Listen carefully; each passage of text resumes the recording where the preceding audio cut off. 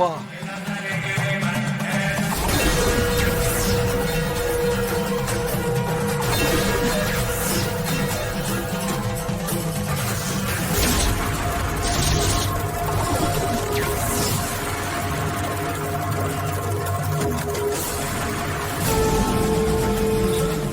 எப்படி இருக்குல்ல? அப்பா, இவ்வளவு பெரிய ராவண பொம்மைய நான் இப்பதான் முதல் தடவையா பாக்குறேன்.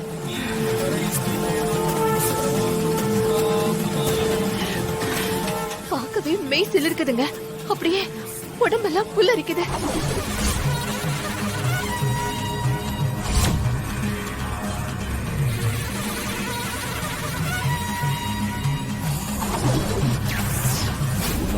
இதுக்கே இப்படி சொன்னா எப்படிமா?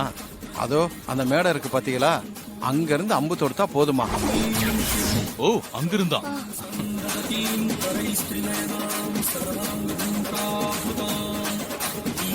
அந்த அம்பு நேரா வந்து ராவண உடம்புல பட்டு அடுத்த நிமிஷமே மொத்த உருவமும் தீப்பிடிச்சு எரிய ஆரம்பிச்சிடும். ஆஹா. ஓ, ஏய், இந்த வேலையை தான் அந்த ஆதிலட்சுமி பண்ணாங்கன்னு சொன்னாங்களா? ஆமாக்கா. என்னக்கா அந்த கேரக்டர் ஆளை காணோம். ஏய், இப்பதானே ராவண பொம்மைய பாத்திருக்கோம். இனி அந்த ஆதிலட்சுமி பாப்போம். வெயிட் பண்ணு. இந்த ராவண வதம் இங்க அவ்வளவு விசேஷமாவா நடக்கும்?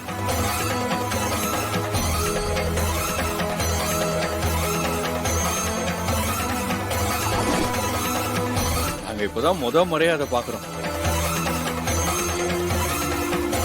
ஆமாமா, தீமையை அழிக்கிற இந்த ராவணவதம் நம்ம ஊரோட பெரிய பெருமை.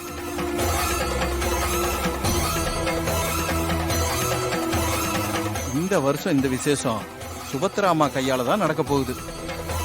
அதுக்கு தான் இந்த ஊரே காத்துக்கிட்டு இருக்கு. நாங்களும் அதுக்காக தான் காத்துக்கிட்டு இருக்கோம்.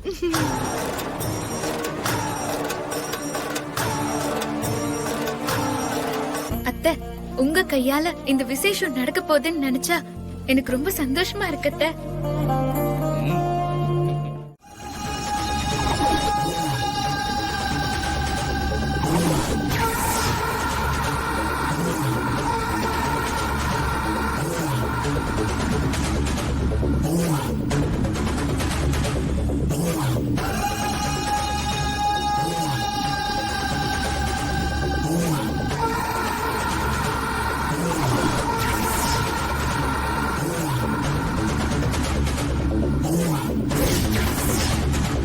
என்ன நடக்கும் நான் கேக்குறீங்க? என்ன நடக்கும்னு நான் சொல்லவா? இந்த மேடையில இருந்துதான் சுபத்ரா அந்த ராவணன் பொம்மை மேல அம்ப எறிவா.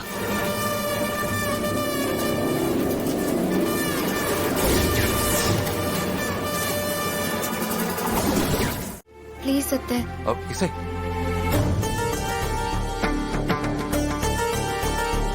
ப்ளீஸ் நீங்களே இந்த முதல் மரியாதைய வாங்கிக்கோங்க. இசை, நான் சொல்றத கேளு. உன் சந்தோஷம் தான் எனக்கு முக்கியம். இந்த முதல் மரியாதை வேற யாருக்கு போகுது? உனக்கு தானே. அதனால யோசிக்காம நீ இத தாராளமா ஏத்துக்கோ இசை. ஆமாமா. இசை, இங்க பாரு. அம்மா உன் மேல இருக்கிற பாசத்துல அப்படி சொல்றாங்க.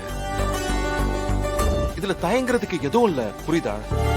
யோசிக்காம நீ இந்த ஊர் மரியாதையை ஏத்துக்கோ.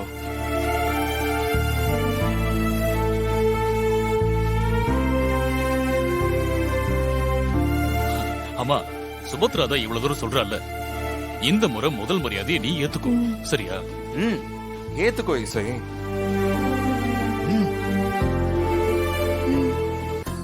சந்தோஷம்மா. பூசாரி, அந்த தட்டை கொண்டு வாங்க. வாங்க. நம்ம ஊர்க்காரங்க எல்லாம் பாத்துக்கோங்க.